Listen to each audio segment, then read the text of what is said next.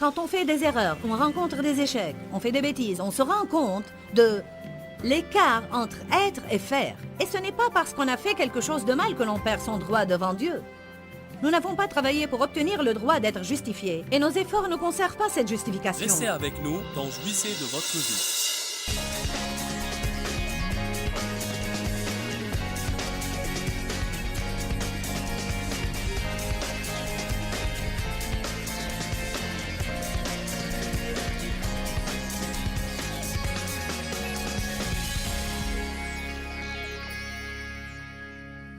Éphésiens 4, verset 15 dit « Mais que nos vies expriment la vérité en toutes choses. Dans nos paroles, dans nos actions, dans notre vie.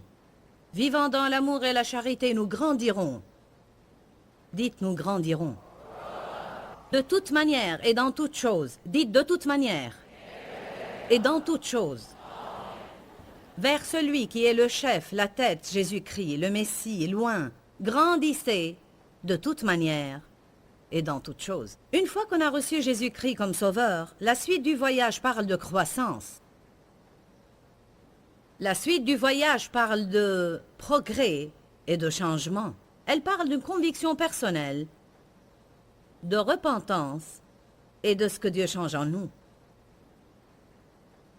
Si on ne grandit pas, alors on est stagnant. On a des périodes de repos durant lesquelles Dieu n'opère rien en nous de particulier. Mais je peux vous dire que tant que nous serons sur terre, Dieu aura des choses à faire en nous. Personne n'atteindra la perfection jusqu'à ce que Jésus revienne pour nous prendre. La progression est vitale dans notre marche spirituelle. Nous venons d'avoir un aperçu de la relation du berger avec ses brebis, parce que Jésus nous compare à des brebis, alors qu'il est lui-même le bon berger. Nous avons parlé de certaines caractéristiques des brebis. Nous avons dit qu'elles étaient têtues, qu'elles étaient stupides, mais qu'elles étaient pourtant bonnes, qu'elles voulaient faire bien. Elles ont simplement besoin de beaucoup de directives et beaucoup de leadership. J'ai découvert lors de mes recherches à propos des brebis qu'elles resteraient dans le même pâturage si le berger ne les en faisait pas sortir.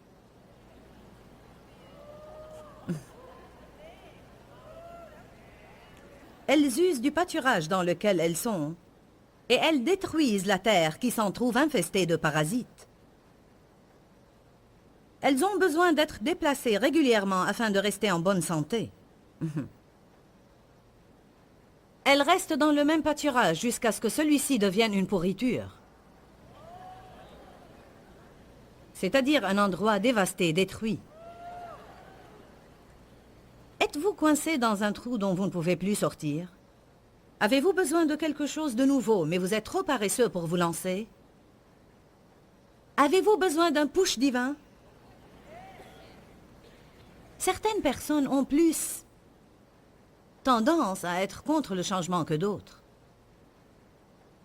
Certaines sont plus agressives lors d'un changement et certaines réalisent leur besoin de changement plus que d'autres. Certaines personnalités se contentent de ce qu'elles ont seulement.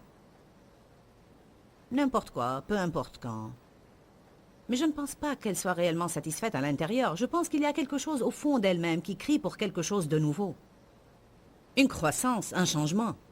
Dans Deutéronome chapitre 1, verset 6, Dieu parle à travers Moïse et dit « Dis à ce peuple, vous êtes restés assez longtemps près de ces montagnes. »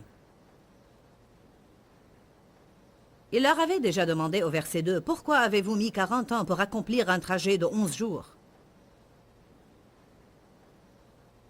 Si nous ne désirons pas bouger et changer, cela va nous prendre beaucoup plus de temps d'effectuer notre voyage avec Jésus dans le désert vers la terre promise. Toute personne qui est née de nouveau est sortie de l'esclavage, mais elle passe par une période de désert, qui est une période dans sa vie où elle découvre ce qui lui appartient en Christ, bien qu'elle ne le possède pas encore. Ce que nous possédons de droit ne nous appartiendra pas de fait, car nous avons tout d'abord besoin de changements dans nos vies.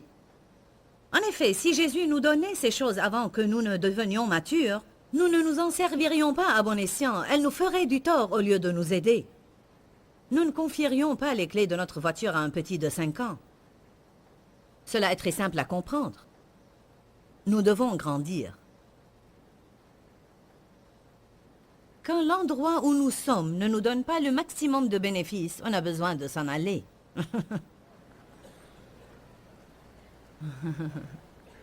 On a besoin d'un changement. Quelque chose peut être bon à une saison et mauvais à une autre. Aujourd'hui, on trouve des gens qui changent trop. Ils changent de ministère chaque 3 semaines. Ils changent d'église quand ils le sentent. Ils s'engagent puis aussitôt oublient leur engagement. Ils changent de mari ou de femme comme on changerait d'habit. Mais ce n'est pas le sujet dont je parle. Je crois qu'il y a des personnes aujourd'hui, ici dans l'auditoire ou qui regardent la télé, qui sont absolument désireuses de changement, mais qui laissent la peur du changement les arrêter. Vous priez pour un changement et après, quand Dieu essaye de changer quelque chose, cela vous affole. Êtes-vous dans une église où vous ne grandissez pas spirituellement? Si c'est le cas, quittez-la et allez dans une autre. C'est que maman ne va pas trop apprécier si je m'en vais. Votre maman n'est pas responsable de votre joie. Quand vous serez devant Dieu le jour du jugement, il ne demandera pas de compte à votre maman. Parce que Romains 14, verset 12 le dit très clairement, « Chacun de nous rendra compte à Dieu pour lui-même. » Maman doit comprendre que l'endroit où elle doit être n'est peut-être pas celui dans lequel vous devez être.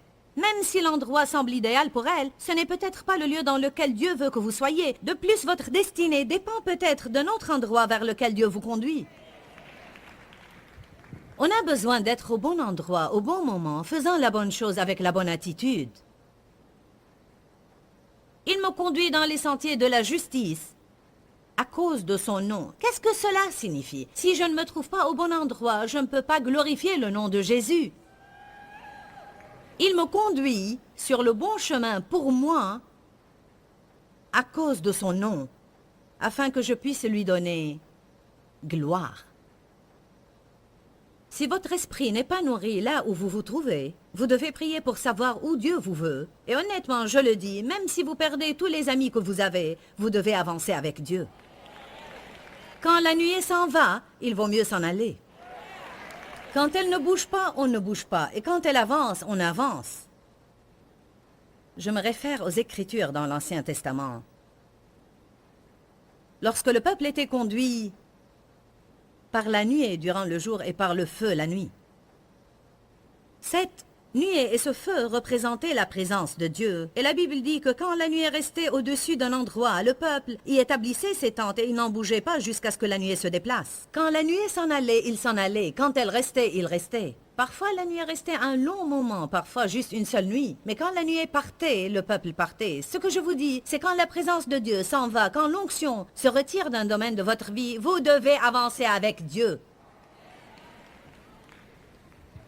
On a parfois des vies atroces et misérables parce qu'on suit des gens au lieu de suivre Dieu.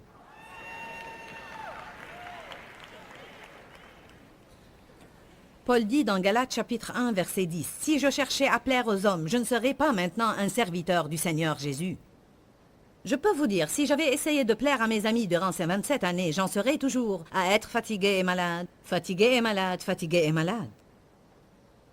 Je ne serais pas en train de prêcher. Vous vous accrochez à des relations qui ne sont ni plus ni moins que du poison pour vous, parce que vous avez peur du changement et de la solitude. Vos amis aiguisent-ils votre personnalité et vous poussent vers le mieux? Sont-ils de bonne influence? Ou avez-vous besoin de reposer dans un vert pâturage? J'aime faire référence à Daniel, car Daniel était un homme intègre. Il n'acceptait pas le compromis. Quand il a été conduit dans la cour du roi, en vue d'être formé à servir le roi, il avait déjà passé un accord avec Dieu, un engagement entre lui et Dieu, concernant ce qu'il mangerait et ce qu'il ne mangerait pas.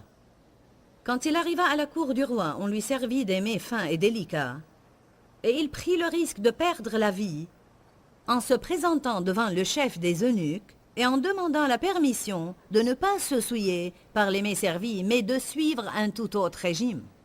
Il dit, je vais vous prouver que Dieu me bénira davantage si je fais ce qu'il me dit de faire, plutôt que ce que vous me demandez de faire. L'intendant en charge lui accorda sa demande, et au bout de la période d'essai, il était en meilleure santé que tous les autres. C'est bien de réaliser aussi que Daniel avait de merveilleux amis. Shadrach, Meshach et Abednego, eux aussi ne s'étaient pas prosternés. Passez du temps avec ceux qui refusent de se prosterner. Ne sortez pas avec ceux qui feront des compromis, ou des chrétiens du dimanche qui redeviennent pécheurs lundi matin. Ne traînez pas avec des gens qui veulent faire de mauvaises choses en se trouvant pour cela des excuses. Vous devez avoir les bons amis.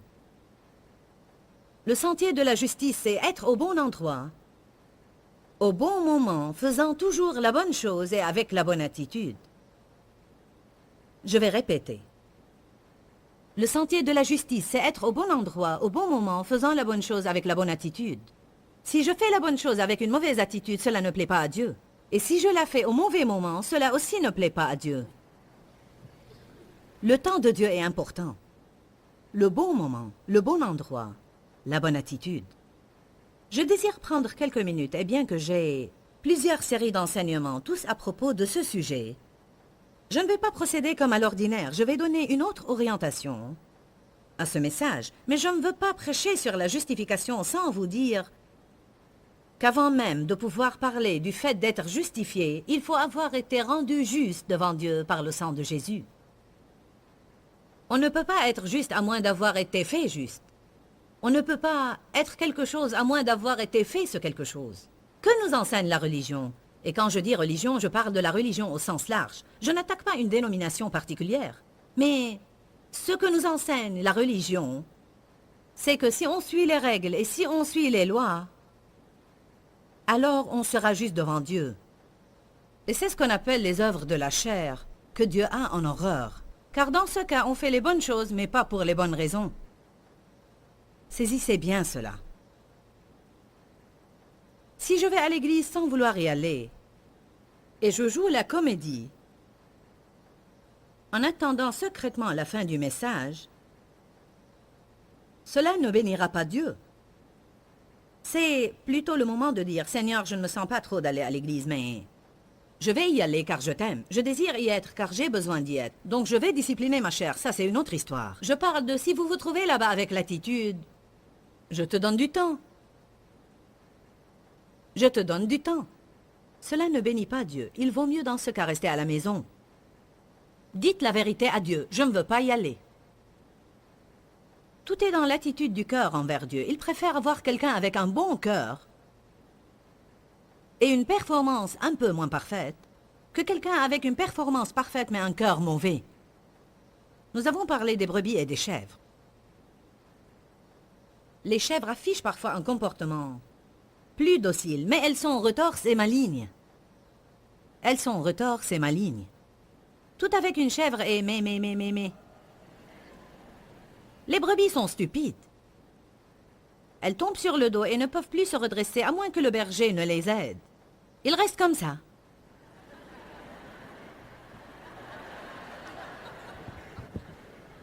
Donc le berger cherche toujours la brebis abattue afin de prendre soin d'elle. Les brebis ont besoin du berger. Elles ont besoin d'avoir un berger. Elles ne pourraient pas survivre sans berger. Elles feraient n'importe quoi sans un berger. Mais ce sont de braves bêtes. Et même si elles sont bêtes, elles ont un bon fond. Bah... Amen. On doit comprendre qu'avec Dieu, ce qui compte, c'est le cœur. Il nous donne un cœur nouveau. Il met son esprit en nous. Il veut que nous fassions tout notre travail de bon cœur. Pas en vue d'obtenir quelque chose de lui, mais plutôt par amour pour lui, pour ce qu'il a déjà accompli pour nous.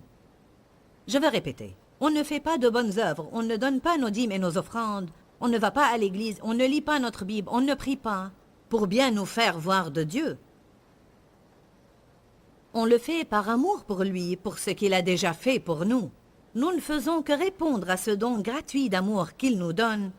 Et nous pouvons dire, « Seigneur, je veux faire tout ce que tu me demandes de faire. Je veux te servir, je veux travailler pour toi. Je veux étudier ta parole. Je veux prier et marcher dans ta présence. Parce que je t'aime, Seigneur, je t'aime. » J'apprécie ce que tu as fait dans ma vie. Amen. C'est très important pour moi que vous réalisiez qu'on ne peut pas être juste à moins d'avoir été fait juste. Et on est justifié à la nouvelle naissance. 2 Corinthiens 5, 17. Si quelqu'un est en Christ, il est une nouvelle créature. Les choses anciennes sont passées, voici toutes choses sont devenues nouvelles. Et le verset 21 dit, celui qui n'a pas connu le péché, il l'a fait devenir péché pour nous, afin que nous devenions en lui justice de Dieu. Donc il a pris nos péchés et nous a donné sa justice. On ne trouve pas ailleurs un meilleur deal. Mais cela ne vous fera aucun bien à moins que vous ne le croyiez. Aussi, vous avez besoin de commencer à dire « Je suis devenu justice de Dieu en Jésus ». Et alors, quand on fait des erreurs, on rencontre des échecs, on fait des bêtises, on se rend compte de l'écart entre être et faire. Et ce n'est pas parce qu'on a fait quelque chose de mal que l'on perd son droit devant Dieu. Nous n'avons pas travaillé pour obtenir le droit d'être justifiés, et nos efforts ne conservent pas cette justification. Nous avons été faits justice de Dieu par le sang de Jésus. Quand nous faisons quelque chose de mauvais, Dieu s'occupe de ce que nous avons fait, mais on ne perd pas notre relation de fils et de fille. On ne perd pas son identité en Jésus à cause de ses actions. Amen. Vous devez comparer cela à la relation que vous avez avec vos enfants, nos enfants que nous aimons tant. Je n'ai jamais, à aucun moment, cessé d'aimer un de mes enfants. Est-ce que j'ai un jour voulu leur tordre le cou? Absolument. Je veux dire certainement, absolument. Mais je n'ai jamais arrêté de les aimer. Donc on s'occupe de leur comportement sans arrêter de les aimer. D'accord? Dites avec moi, j'ai besoin d'être au bon endroit, au bon moment, faisant la bonne chose, avec la bonne attitude. Maintenant dites, je ne peux pas être juste, à moins de savoir que j'ai été fait juste en Christ. Regardons Matthieu 23. Je veux que nous jetions un coup d'œil sur les pharisiens parce qu'ils sont un exemple classique des personnes qui font la bonne chose, mais avec la mauvaise attitude.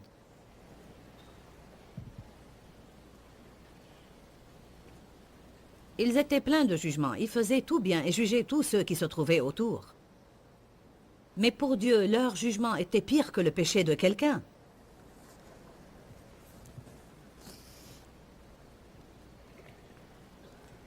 Matthieu 23, verset 25. Malheur à vous. Je ne sais pas de quel malheur il s'agit, mais je n'en veux pas. Malheur à vous, scribes et pharisiens, prétendants et hypocrites, car vous purifiez le dehors de la coupe et du plat, alors qu'en dedans, ils sont pleins de rapines, vols, pillages, exploitation et d'intempérance. Pharisiens aveugles, purifie premièrement l'intérieur de la coupe et du plat, afin que l'extérieur aussi devienne pur. L'extérieur, nos œuvres, ne seront jamais propres, justes et pures, si nous ne le laissons pas tout d'abord purifier nos cœurs. Malheur à vous, scribes et pharisiens hypocrites, parce que vous ressemblez à ces sépulcres blanchis, qui paraissent beaux du dehors et qui au-dedans sont pleins d'ossements de mort. Ne me dites pas que Jésus n'était pas assez direct. Verset 28. Vous de même, au dehors, vous paraissez juste aux hommes, mais au dedans, vous êtes remplis d'hypocrisie et d'iniquité. Donc on a besoin de faire la bonne chose à la bonne saison, au bon moment, de rester sur le bon chemin, d'avoir la bonne attitude. Matthieu chapitre 7.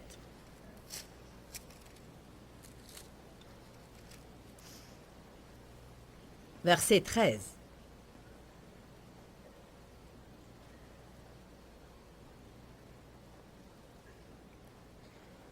Entrez par la porte étroite, car large est la porte et spacieux le chemin qui mène à la perdition, et il y en a beaucoup qui entrent par là.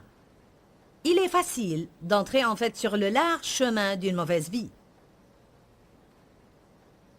Il est facile d'entrer dans le large chemin qui fait que nous allons à l'église les dimanches, mais que nous menons la vie qui nous chante le reste de la semaine. Et il y en a beaucoup qui sont sur ce chemin. Beaucoup sont ceux qui entrent sur le chemin qui mène à la perdition. Entrez par la porte étroite, dit la Bible. Verset 14.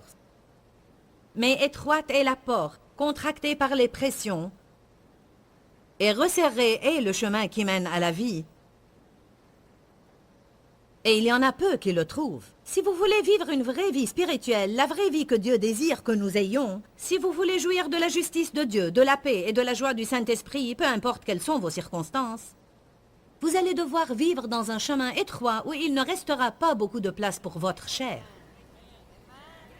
Ou bien vous pouvez choisir la voie plus large dans laquelle vous pouvez faire ce qui vous plaît. On peut juger, critiquer, dire ce qui nous chante, dire du mal des gens et les traiter d'une mauvaise façon. On peut ne rien donner au royaume de Dieu. Dans cette voie-là, il n'y a qu'à rester indiscipliné et gna. Allez à l'église dimanche. Participez aux activités. Aidez les dames âgées à traverser la rue. Peu importe ce que ce soit. Cela ne sera pas en vain quand vous devrez vous tenir devant le trône. Jetons un œil au verset 12, que l'on ne rapproche que rarement des versets 13 et 14, mais qui a tout à voir avec ces deux versets-là. Il dit « Tout ce que vous voulez que les hommes fassent pour vous, vous aussi faites-le de même pour eux, car c'est la loi et les prophètes. » Ce n'est qu'après qu'on parle du chemin large et du chemin étroit. Je crois réellement que la règle d'or, comme on l'appelle, et si on veut vivre conformément à cette règle d'or, serait « Faites aux autres tout ce que vous aimeriez qu'ils fassent pour vous ». Mais je n'y arrive pas tous les jours, j'aimerais grandir dans cela. Si vous vous dites cela, alors il faut choisir le chemin étroit. Il ne s'y trouvera plus de place pour la chair. Est-ce que j'aimerais qu'on parle derrière mon dos?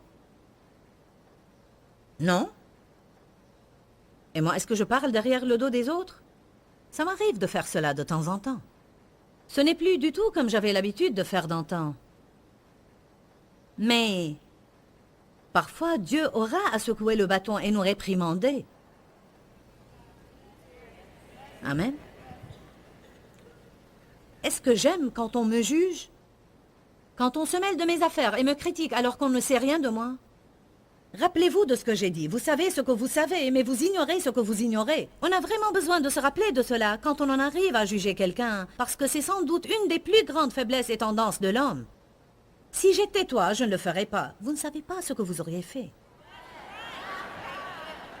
Et moi non plus, d'ailleurs. Comment savoir ce que nous aurions fait dans une situation à moins d'y être? Nous ignorons ce que nous aurions fait, et peu importe l'opinion que nous avons de nous-mêmes, personne ne peut le savoir à moins de se trouver dans la situation. Il y a dans la Bible des choses qui sont considérées comme bonnes ou mauvaises, et on peut voir des personnes faire ces bonnes ou mauvaises choses. Ce n'est pas qu'il faille se montrer bête et sans opinion.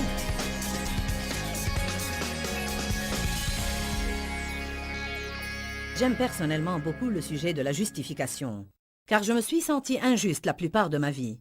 J'ai donc été vraiment heureuse quand j'ai trouvé dans la parole que j'étais justifiée par Dieu au moyen du sang, par la mort et la résurrection du Christ, et qu'ayant été rendue juste au-dedans, je pouvais désormais être conduite dans le bon comportement. Je fais en fait référence au psaume 23, et c'est une partie de ce psaume qui dit « Il m'a conduit dans les sentiers de la justice ». J'apprécie vraiment le fait de savoir que je peux compter sur le Saint-Esprit pour me garder sur le chemin étroit qui nous mène à la vie. Si vous êtes comme moi, vous vous écarterez parfois de ce sentier. On ne le souhaite pas. Mais comme tout être humain, on a une chair qui prend parfois le contrôle et on en arrive à prendre des décisions qu'on n'aurait pas dû prendre. Mais Dieu merci, il nous a donné son Saint-Esprit pour nous convaincre et nous faire savoir de l'intérieur quand notre comportement n'est pas correct. Et alors nous devons l'écouter, changer et continuer avec lui pour une belle vie. Dis-leur que je les aime. Dans ce livret, Joyce Meyer donne une révélation de l'amour de Dieu pour nous.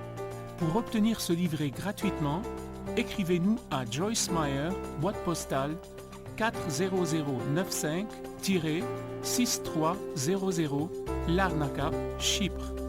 Ou bien visitez notre site web www.joycemeyer.org/fr.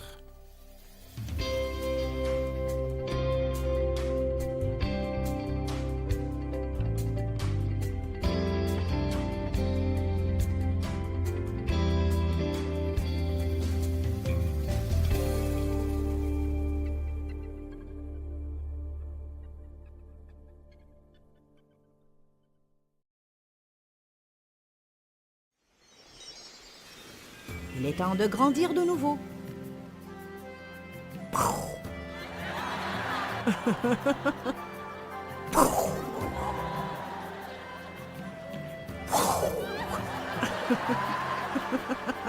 Restez avec nous dans Jouissez de votre vie.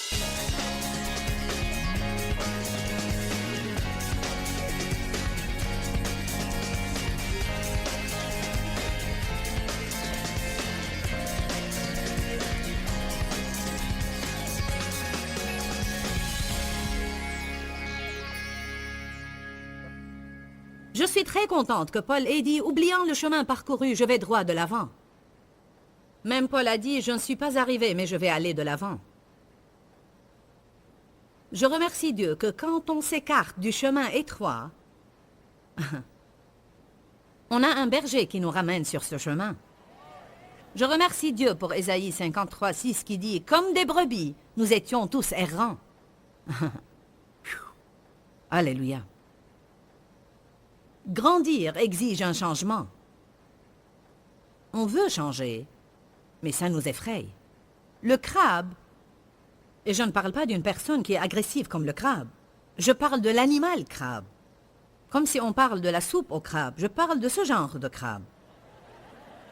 Le crabe vit dans une carapace.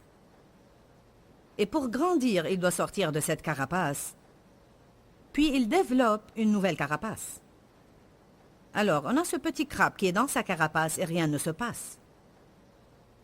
Je suis en sécurité dans ma carapace. Personne ne peut me toucher, je ne serai pas blessé. Ensuite, il va désirer grandir. Je veux grandir. Puis il doit sortir de cette carapace. Je ne sais pas si j'imite bien le crabe, mais...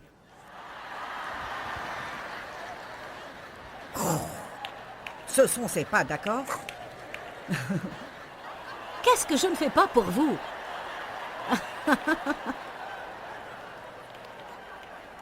Et tout à coup, il sort de cette carapace, il grandit et il est libre. Alléluia!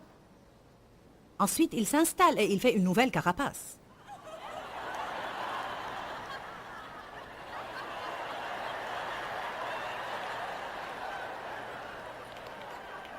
Je suis en sécurité de nouveau. Je me sens à l'aise dans ma petite carapace. Personne ne me dérange et je ne dérange personne.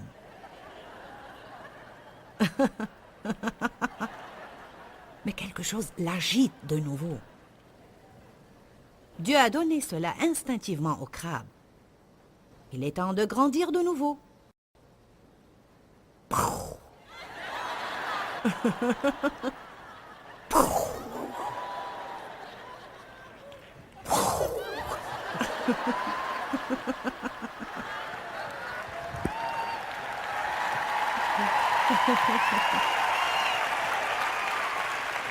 Parfois, vous devez lutter pour sortir de ces carapaces. Car le diable veut que vous restiez dedans. Écoutez cela. Ce processus se répète dans sa vie interminablement, jusqu'à ce que sa dernière carapace devienne son cercueil. Il meurt enfin dans cette dernière carapace. Vous savez, je crois que quand nous refusons de sortir de notre carapace, cette dernière devient notre cercueil.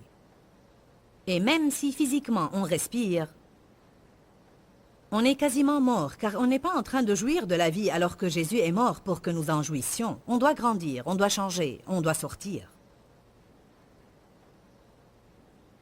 Sortez de votre carapace et grandissez. Sortez de votre zone de confort. Vous savez, les gens sont attachés au confort, surtout en Amérique. On est tellement attachés au confort. Amen. Choisissez votre souffrance. Parce que vous allez souffrir. Tout le monde va souffrir. Et vous pouvez choisir votre souffrance. La souffrance du changement ou la souffrance de ne jamais changer. Cela mérite d'être écouté. Vous pensez que vous souffrez car toutes les choses changent. Mais vous auriez souffert si vous étiez resté dans la même place car vous vous seriez ennuyé à mourir. La vie est un processus interminable de lâcher et de tenir. Vous réalisez ça? Lâcher et tenir. Comment mon ministère a passé, d'où j'ai commencé il y a 27 ans, progressivement. Pendant 5 ans, j'ai enseigné. J'ai enseigné la Bible pendant 2 ans et demi chez moi, tous les mardis soirs dans la salle de séjour. Dans ma maison à Saint-Louis, entre 25 et 30 personnes assistaient à cette réunion. Ensuite, une femme m'a demandé d'enseigner la Bible chez elle. Alors, je faisais 2 réunions, une le mardi soir et l'autre le jeudi matin. J'ai fait cela pour 2 ans et demi de plus. Ensuite, Dieu m'a dit, « Laisse cela, je vais faire une chose nouvelle. » Et la chose nouvelle que Dieu a faite est que je n'ai rien fait pour 1 an.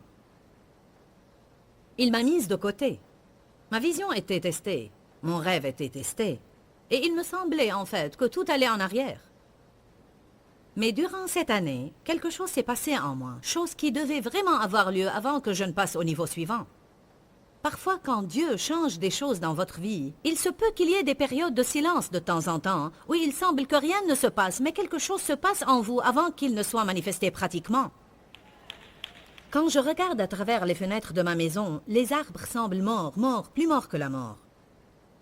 Mais pendant tout l'hiver, alors que je les regardais, la sève se formait pour la croissance du printemps. Et soudainement, le temps va changer, le soleil va briller et les nouvelles feuilles, les nouvelles pousses, les nouveaux fruits vont paraître sur ces branches. Si et seulement si quelque chose se passait à l'intérieur de cet arbre tout l'hiver. Peut-être que vous passez dans un hiver de votre vie, mais quelque chose se passe en vous. Laissez Dieu faire en vous ce qu'il veut faire pour qu'il puisse faire à travers vous ce qu'il veut faire. J'éprouvais des sentiments d'insécurité et d'inquiétude dans ma vie. Je me comparais avec les autres personnes. Et je sentais que je n'étais pas une femme ordinaire et Je subissais en réalité une très grande tension.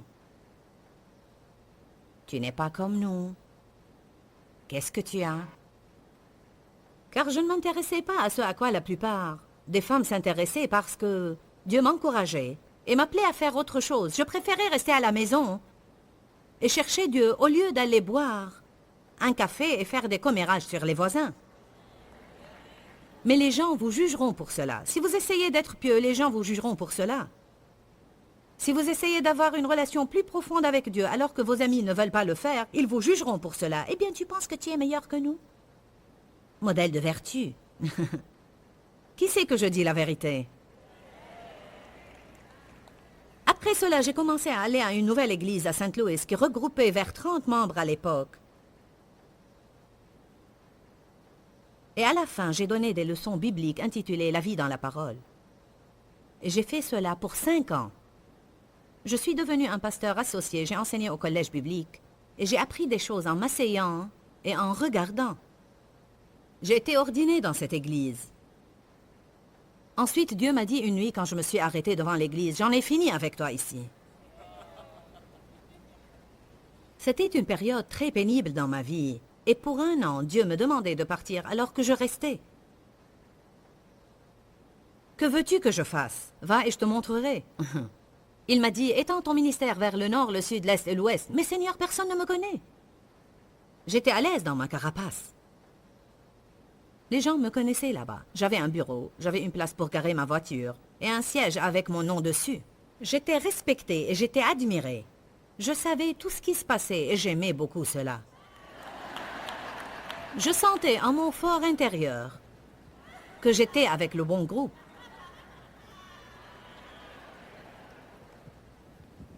Un mardi soir, j'étais assise dans une réunion et j'étais installée au premier rang, juste là où ma fille est assise maintenant, dans cette église. J'allais à l'église tous les mardis soirs. Dieu m'avait déjà parlé et continuait à me parler depuis plusieurs mois. Depuis 1 an à peu près, d'étendre mon ministère. Je veux dire, je recevais beaucoup de prophéties. Des gens qui ne me connaissaient même pas venaient me dire, je sens dans mon cœur que le Seigneur veut que vous étendiez votre ministère. Vous ne pourriez pas avoir plus de confirmation que je n'ai eu. Si j'essayais de mettre Dieu à l'épreuve, vous savez, il me montrait même un certain homme. C'était un méthodiste qui avait un ministère d'intercession et qui m'avait seulement entendu à la radio. Il ne savait pas que Dave était un très grand joueur de golf et que je jouais au golf avec lui. Et il est venu et il m'a apporté une balle de golf. Il a dit, je priais pour toi et Dieu m'a demandé de te donner cette balle et de te dire que je t'ai vu mettre cette balle de golf sur un thé et la lancer et ton ministère a décollé tout comme une balle de golf décolle.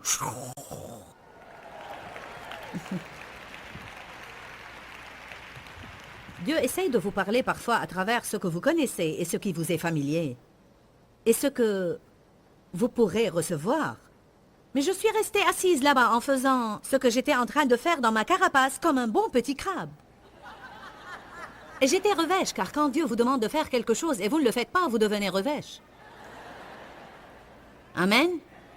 Écoutez cela. Quand il y a quelque chose qui ne va pas en vous, vous trouverez toujours quelque chose qui ne va pas dans les autres.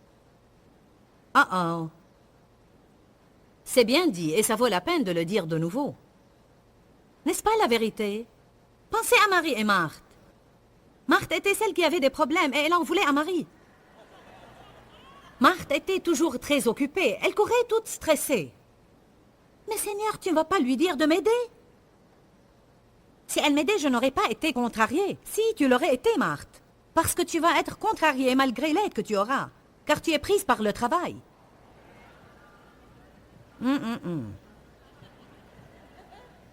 Allez de l'avant. J'ai senti que le Saint-Esprit a littéralement crié après moi un soir durant une réunion. « Qu'est-ce que tu fais ici ?» J'ai dit « C'est mardi soir, Seigneur, je suis à l'église. » Je t'ai dit, il y a 1 an de partir d'ici. Je suis finalement partie. Au nord, au sud, à l'est et à l'ouest. J'ai commencé des réunions au nord, au sud, à l'est et à l'ouest de Saint-Louis. Je vous dis la vérité, c'est tout ce que je savais faire. 50 personnes venaient à cette réunion, 60 à celle-ci, 70 là-bas. J'ai laissé une réunion hebdomadaire qui regroupait 400 femmes à chaque fois, et maintenant j'ai 50, 60, 70 personnes. Et j'ai pensé, qu'est-ce que j'ai fait? Ensuite, on a commencé à passer à quelques stations de radio, et enfin, il nous était possible d'aller à Kansas et avoir une réunion, car on passait à la radio là-bas. Et près d'une centaine nous écoutaient, puis on est allé à Chicago, à Illinois, et à des endroits au nord, au sud, à l'est et à l'ouest. Nord, sud, est, ouest. Aujourd'hui, on a un bureau en Afrique, un autre en Angleterre, un bureau en Australie et un bureau en Inde. Amen. On a un bureau en Russie. Nord, sud, est, ouest. Et si je n'étais jamais sortie de cette première carapace? Et si, quand j'ai été baptisée par le Saint-Esprit et que mes amis m'ont dit « Si tu vas croire à ces choses-là, on n'aura rien à voir avec toi », j'étais restée dans ma carapace? Et si, quand j'ai été appelée à paraître devant les anciens de l'Église et on m'a dit « Ou tu arrêtes de croire cela, ou tu auras à quitter l'Église, car cela n'est pas approuvé par notre doctrine », si j'avais dit « Je vais être un bon crabe et je vais rester dans ma carapace », je n'essaie pas de pousser qui que ce soit à faire quoi que ce soit. Je ne vous dis certainement pas de quitter votre église. Je ne vous dis pas de prendre une décision. Je dis tout simplement, vous devez grandir. Et grandir exige un changement. Et j'imagine que la plupart d'entre vous sont dans une église merveilleuse où ils grandissent spirituellement. Et vous aimez cela, et c'est là où vous devez être. Mais je dis, si vous êtes assis dans un mausolée mort quelque part,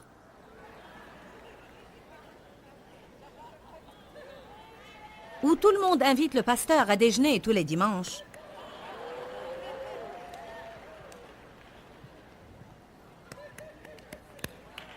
Y compris vous. La vie est un processus interminable de lâcher et de tenir. On passe de l'enfance à l'adolescence, de l'adolescence à l'âge adulte. On quitte des amis. On va à l'université, on quitte ses amis, on revient chez soi, on obtient un travail, on se marie, on quitte ses parents. Quand on a des enfants, on cède notre liberté. Ma fille m'a appelé hier et m'a dit « Je crois que je commence à avoir une révélation. »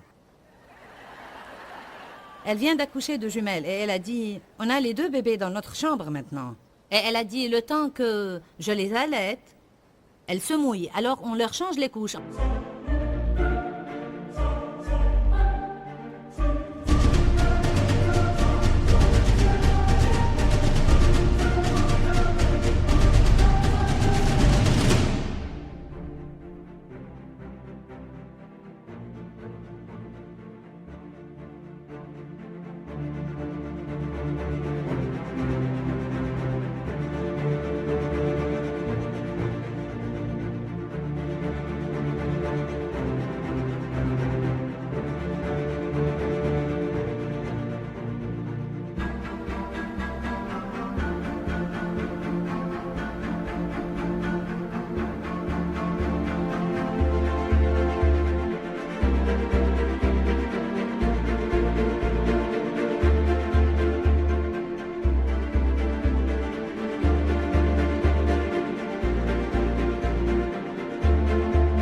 Ensuite, elles font leurs besoins et on leur change les couches de nouveau.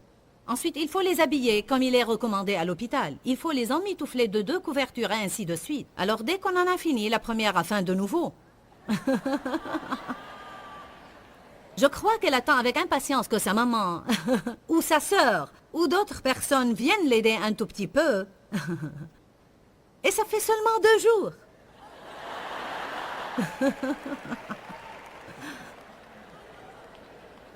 Elle était prête pour ça. Ils ont attendu 11 ans pour avoir des enfants. Mais je veux dire que lorsque vous avez des enfants, vous cédez votre liberté. Vous ne pouvez pas voir un bébé et dire « Oh, loué soit Dieu, je vais avoir un bébé. » Sachez ce que vous faites.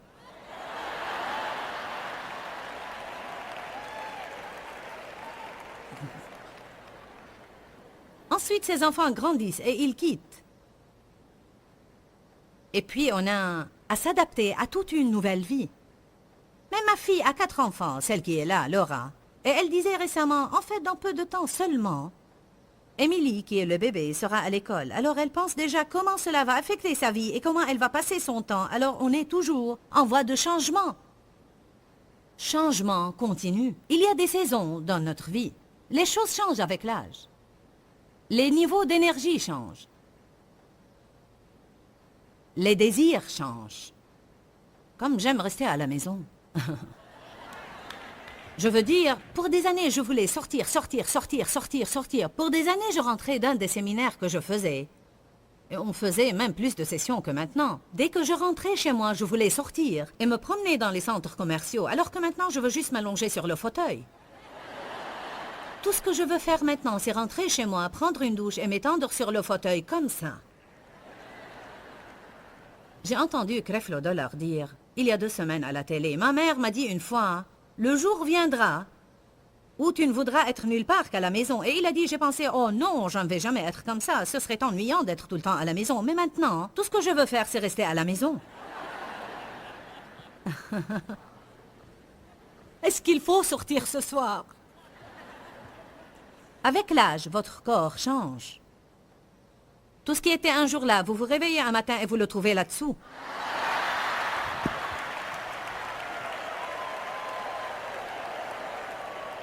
Ce serait bien si l'on pouvait descendre là et l'amener vers le haut, le nouer comme il faut et continuer. Et ainsi, on se retrouvera au point de départ. Si jamais quelqu'un vous casse les dents de devant, les remplacerez-vous? Vous vous êtes fait percer les oreilles? Vous n'êtes pas venu sur Terre avec des trous dans les oreilles. Si vous êtes, disons, une femme, et vous avez 30 ans, et vous commencez à devenir chauve, est-ce que vous ferez planter des cheveux? Je serai la première à le faire. Allez. Mais quelle est la différence? C'est la stupidité du jugement. On se permet de faire certaines choses pour soi-même, mais si on ne se permet pas de faire autre chose et quelqu'un d'autre les fait, alors ce n'est pas juste. Orgueil, O-R-G-U-E-I-L. L'orgueil précède la chute. Dites ceci, j'ai à m'occuper d'assez d'affaires personnelles. Je n'ai pas à me mêler des affaires des autres. On doit apprendre à prier pour les choses et laisser Dieu s'en occuper. Oubliant le chemin parcouru, je vais droit vers les bonnes choses qui sont de l'avant. Cela n'est pas facile, mais c'est la façon de Dieu. Il me conduit dans les sentiers de la justice. Est-ce que nous voulons la bonne façon ou notre propre façon? Nous nous sentons à l'aise avec nos façons. Et bien qu'elles nous détruisent, nous hésitons à les laisser tomber. Proverbe 16, 25 dit, « Telle voie paraît droite à un homme, mais son issue, c'est la voie de la mort. » Psaume 37, 5 dit, « Recommande ton sort à l'Éternel, mets en lui ta confiance et il agira. » Ma belle-mère qui, il y a... En fait, pas très longtemps, mais il y a quelques années, elle est partie pour rejoindre le Seigneur. C'est une femme de Dieu. Elle m'a donné ma première Bible. C'était une petite Bible King James blanche quand j'ai été confirmée dans l'Église. Et elle a écrit ce verset, Psaume 37, 5, sur la première page. Et je savais que ce verset me concernait car j'étais très indépendante et je voulais faire les choses à ma façon. Elle a écrit « Recommande ton sort à l'Éternel. Mets en lui ta confiance et il agira. » La bonne façon a au début l'effet de nouvelles chaussures serrées. La bonne façon n'est presque jamais confortable. Elle fait souvent très mal à notre chair. Elle semble correcte de l'intérieur, mais incorrecte pour la chair. C'est ce que je veux dire. Si souvent, quand on choisit la bonne façon,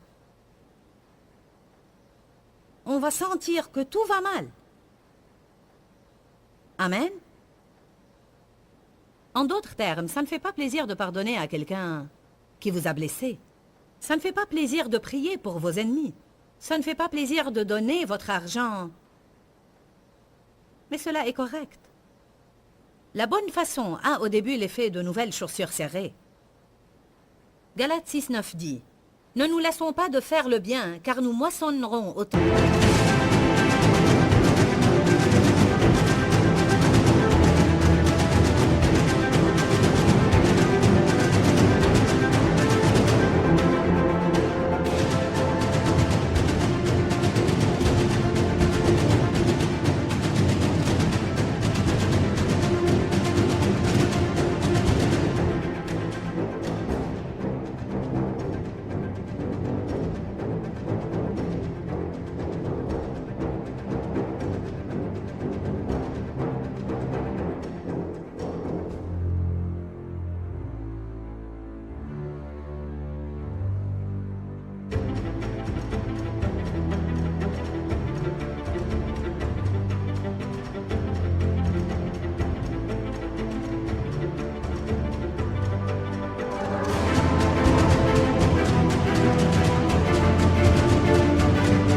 Convenable si nous ne nous relâchons pas. La Bible amplifiée dit « Ne vous fatiguez pas de faire ce qui est juste ».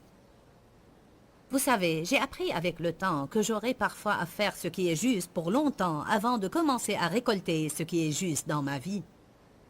Soyez prêts à faire un investissement. Soyez prêts à traiter correctement ceux qui ne vous traitent pas correctement. Et vous devez le faire parfois pour longtemps et semer beaucoup de graines pour qu'ils vous donnent en retour ce que vous méritez. Allez. Il y a une valeur incomparable à faire ce qui est juste pour le simple fait qu'il est juste. Quand Jésus est allé pour être baptisé par Jean, Jean a dit « Je ne suis pas supposé te baptiser ». Et Jésus a répondu « Fais-le pour accomplir tout ce qui est juste ». En d'autres termes, c'était la bonne chose à faire. Allez un peu à Éphésiens 6. Oh mon Dieu, je dois conclure. Donnez-moi une minute. Car je ne peux certainement pas arrêter au milieu du sermon.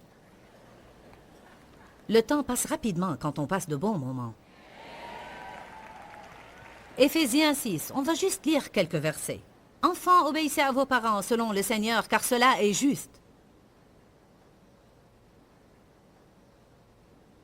On n'a pas à tout aimer ou à tout comprendre, on obéit simplement. Amen. Verset 2. « Honore et apprécie ton père et ta mère. » C'est le premier commandement avec une promesse, afin que tu sois heureux et que tu vives longtemps sur la terre. Il est juste que vous ayez de l'estime pour vos parents, même s'ils ne vous ont pas élevé de la meilleure façon. Même si vos parents vous ont mal élevé, honorez-les. J'ai subi cela et Dieu m'a finalement dit, tu es vivante, n'est-ce pas? Pense à ce que tu as obtenu et non à ce que tu n'as pas obtenu. Et fais ce que je te dis. Non pas parce que quelqu'un le mérite ou que tu as envie de le faire, mais parce que cela est juste. Et si tu fais ce qui est juste, je te bénirai. Allez. Il est écrit, serviteurs, obéissez à vos maîtres, car cela est juste devant Dieu. En fait, j'aime personnellement beaucoup le sujet de la justification, car je me suis sentie injuste la plupart de ma vie. J'ai donc été vraiment heureuse quand j'ai trouvé dans la parole que j'étais justifiée par Dieu au moyen du sang, par la mort et la résurrection du Christ, et qu'ayant été rendue juste au-dedans, je pouvais désormais être conduite dans le bon comportement. Je fais en fait référence au psaume 23, et c'est une partie de ce psaume qui dit « Il me conduit dans les sentiers de la justice ». J'apprécie vraiment le fait de savoir que je peux compter sur le Saint-Esprit pour me garder sur le chemin étroit qui nous mène à la vie. Si vous êtes comme moi, vous vous écarterez parfois de ce sentier.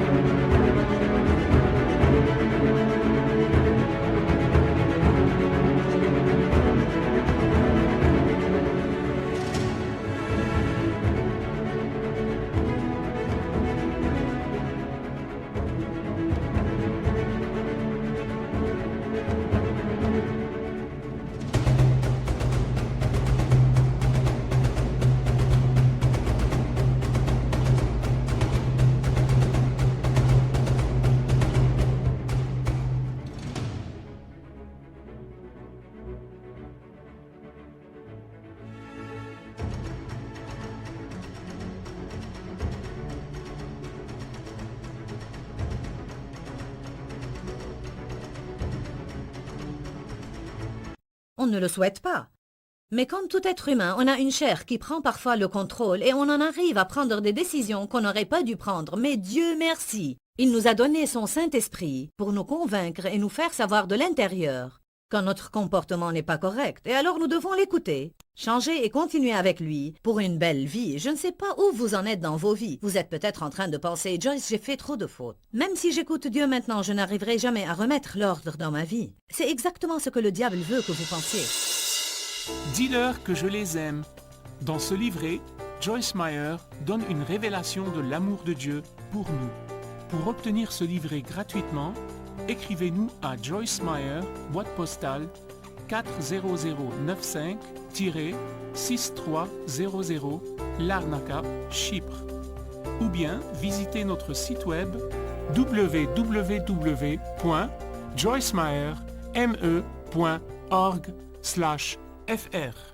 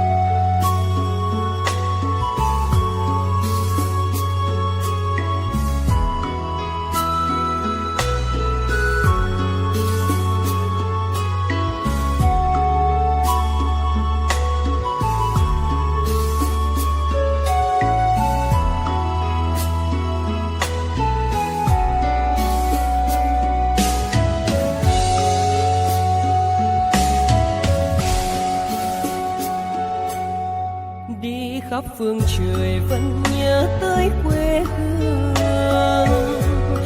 Người về đây thăm làng Trù quê mẹ và làng Sen quê cha, xúc động bồi hồi người rơi giọt lệ, thương mái nhà tranh thương đất mẹ nghèo,